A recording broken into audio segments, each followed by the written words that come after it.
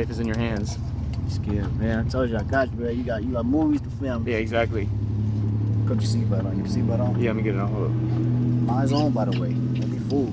Oh, it is on. Oh, I didn't see. All right. Yeah. So I was like, man, people are be saying I look soft. All right, got you. All right. Yeah, the studio. If it's been a while, you know, you might come off with a little bit of writer's block. So we always got this thing about like keeping the pen low.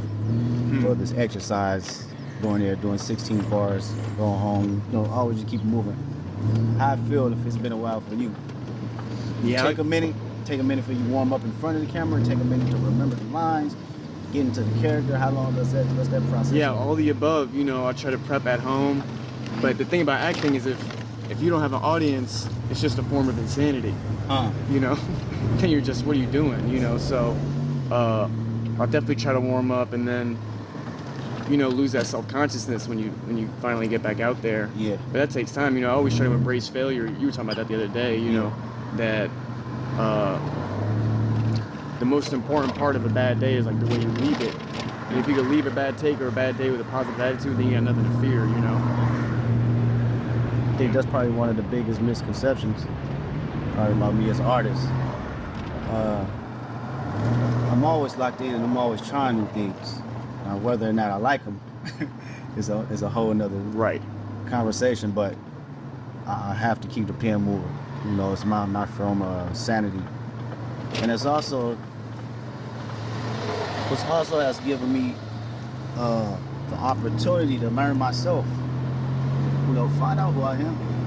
You mean through the styles of expression or the actual lyricism or everything? I mean, because when we write, man, you got to sit and go through the emotions and be vulnerable about it. You know, whether it's a fun song or sad or, you know, got some type of depth or not. These are still relatively your personality, you know, pushing through.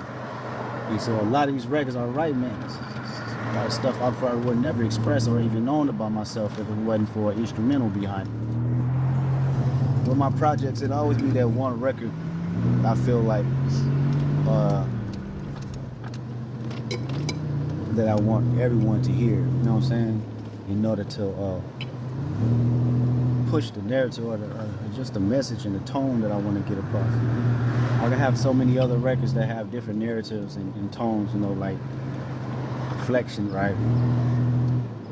To preserve a space for that one that I want everyone to hear, that's what pushes me, man. That's why I like The Man at the Garden and even the fact that it's at the top of the record. Yeah, that's how it felt like to me, you know. Also just being a fan of your music forever and knowing like, look at where you're at now, man. Like, it's this crazy Super Bowl halftime show. And you just keep climbing, bro. It's like amazing. Appreciate it, man. I mean that, bro. Yeah. Man in the Garden, I mean every word on that motherfucker, man. That's probably the easiest record to write. You know? And I figured out who I am in this present moment.